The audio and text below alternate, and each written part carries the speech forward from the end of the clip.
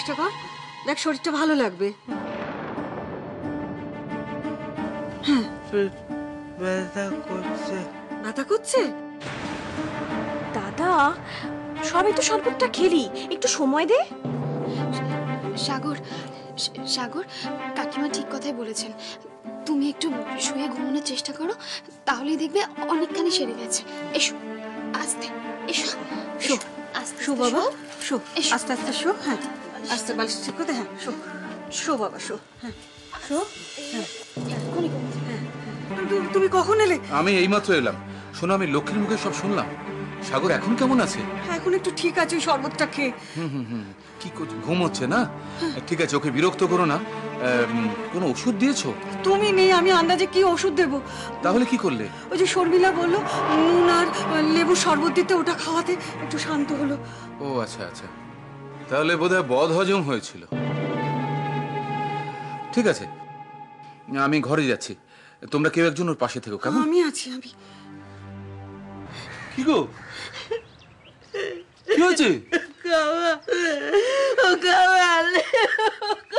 কি হয়েছে? কি ওই দুটো লোক এসে আমার এখান থেকে চলে যেতে বলেছে। লোক কখন এসেছিল? এই মাত্র। এই মাত্র? কামাল, ও কামাল, যাও যাও, আমাকে আমাকে একা ফেলে যেও না। পুরা দাঁড়াও দাঁড়াও, দেখি কার এত বড় সাহস তোমাকে এখান থেকে চলে যেতে বলে। তুমি চলে গেলে আবার ওরা আসবে, আমার ভয় করছে। কামাল, তুমি যেও না। আচ্ছা ঠিক আছে ঠিক আছে ঠিক আছে, যে তোমার সঙ্গে আর কি আছে তাড়াতাড়ি নিয়ে নাও, তুমি আমার সঙ্গে চলো।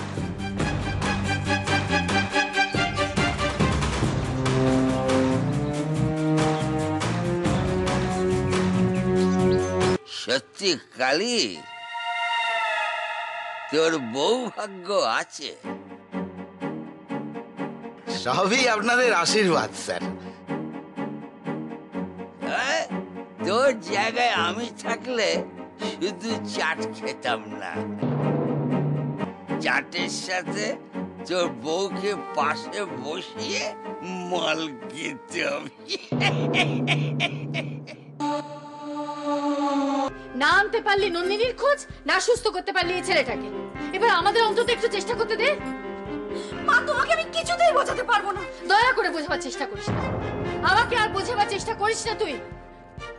কবে বেরোবে বিজ্ঞাপন, সেই দেখে নন্দিনী ঘরে ফিরে আসবে, তারপরে আমার শালু সুস্থ হবে।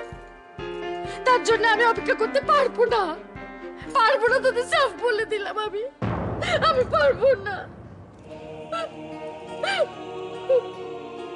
একবার ছোটবেলায় ছোটদার টাইফয়েড হয়েছিল, ধুম জ্বর।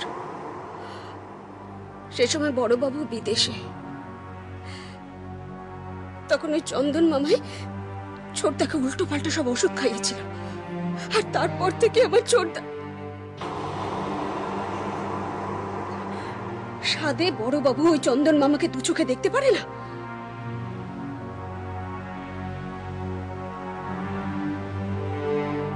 দিদি, আমি অনেকক্ষণ এ ঘরে আছি তো, তুমি একটু ছোটদার কাছে থাকো কেমন? আমি গিয়ে দেখি মার যদি কিছু দরকার লাগে।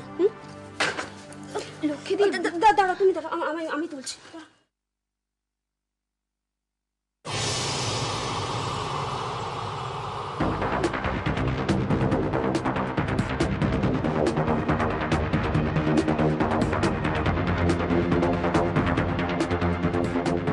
দিদি, এটা